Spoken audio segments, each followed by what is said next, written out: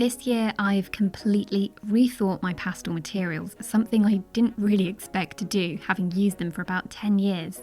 I've stepped away from old favourites like Pastelmat and Faber Castell, with 5 new discoveries which have reshaped how I work, and I think they're going to inspire you.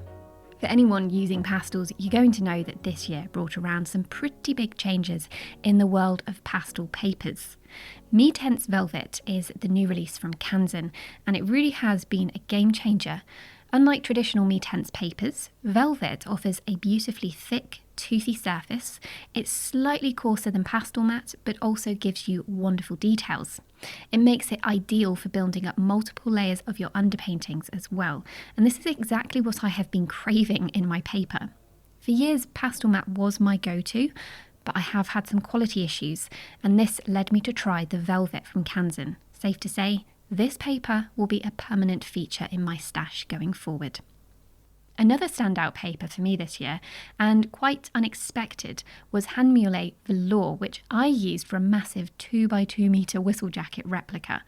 I wanted to achieve the deep lustre of an oil painting, something Pastelmat couldn't really handle. Velour paper's soft, thick pile was perfect for creating a sfumato effect by layering and glazing pastel for that luxurious depth.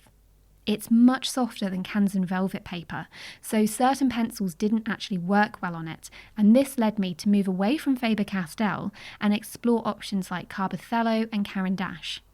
This paper also encouraged me to experiment more with pastel sticks, which brings me to my next new favourite. Using more pastel sticks was a bit of a revelation for me this year because I usually work on a fairly small scale, but working on the velour, I needed to rethink things. While I did eventually splurge on a full unison set during a moment of weakness on Black Friday, Jackson's handmade soft pastels actually became a staple in my collection way back in summer. These sticks are about half the price of something like unison, but they still deliver a great quality and vibrant pigments. What I really love is the ability to create your own custom set, and I think this is perfect for beginners or if you're working on a specific project. Pre-made sets of a set number often include random colours and they don't actually work well together, so this option was huge for me. As I began using these pastel sticks more frequently, I noticed how crucial it was to pair them with the right tools for the fine detail. The issue was that I needed a pencil that had enough pigment in it to stand up next to chalks, which are naturally much more heavily pigmented than pastel pencils. And that's where 2 white pencils came in. Now, a good white pencil is essential for creating highlights, and this year I found a combination which changed how I could use white. I've long enjoyed the Chinese white from Caran number 901 because it's pure and bright, but when I added the 811 bismuth white, also from Caran to my toolkit, I found it made all the difference. The bismuth white is a warm off-white, and it's ideal for building the bright areas earlier on in your drawing because they don't overwhelm the piece by the end.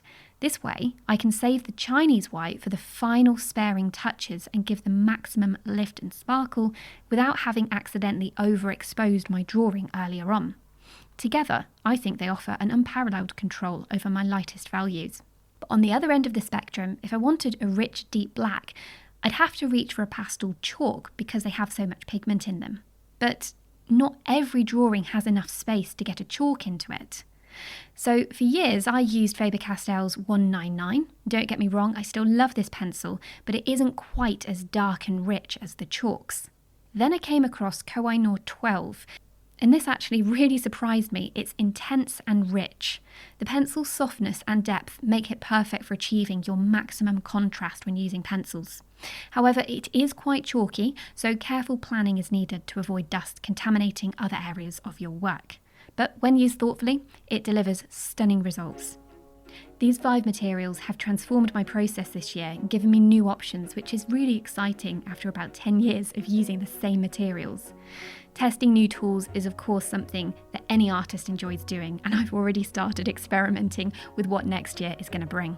So if you're covered in pastel dust this holiday season, let me know which materials you're getting stuck into. I'd love to hear your favourites.